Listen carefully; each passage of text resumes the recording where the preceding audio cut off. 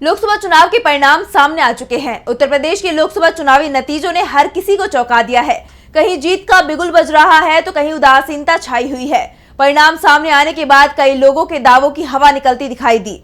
तो कहां से कौन जीता, किसे मिली हार और किसकी बनेगी सरकार, देखिए इस रिपोर्ट में। लोकसभा की 542 सीटों की काउंटिंग पूरी होने के बाद नतीजे सामने आ गए हैं। अब की बार 400 पार का नारा देने वाली बीजेपी को इस चुनाव में बड़ा झटका लगा है। पार्टी अपने बूते बहुमत हासिल करने से चूक गई है। पिछले 2 लोकसभा चुनावों के मुकाबले इस साल बीजेपी का प्रदर्शन सबसे खराब रहा है। पिछले चुनाव में पार्टी ने अपने बूते 303 सीटें जीती थी। हालांकि एनडीए के अन्य सहयोगियों के साथ मिलकर पार्टी एक बार फिर से केंद्र में सरकार बनाने की स्थिति में है। खास बात है कि देश के 7 राज्यों और 4 केंद्र शासित प्रदेशों में बीजेपी पूरी तरह से साफ हो गई है। तो वहीं कांग्रेस 99 सीटें जीतकर दूसरी सबसे बड़ी पार्टी और समाजवादी पार्टी 37 सीटें जीतकर इस बार लोकसभा चुनाव में उत्तर प्रदेश की सबसे बड़ी पार्टी बनकर उभरी है। उत्तर प्रदेश में समाजवादी पार्टी को 37, बीजेपी को 33, तो वहीं कांग्रेस को 6 सीटें मिली हैं। बंगाल में ममता बनर्जी की पकड़ मजबूत है। टीएमसी को वहां 29 तो बीजेपी को महज 12 सीटें मिली हैं। तो वहीं तमिलनाडु में बीजेपी साफ हो गई तो इंडिया गठबंधन ने 39 सीटों पर जीत हासिल की है। किसानों की गढ़ की बात करें तो हरियाणा में कांटे की टक्कर रही,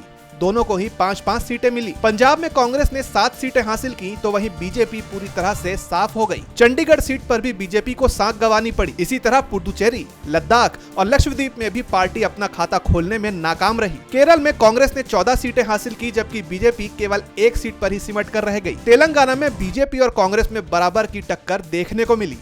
डीबी लाइव की रिपोर्ट।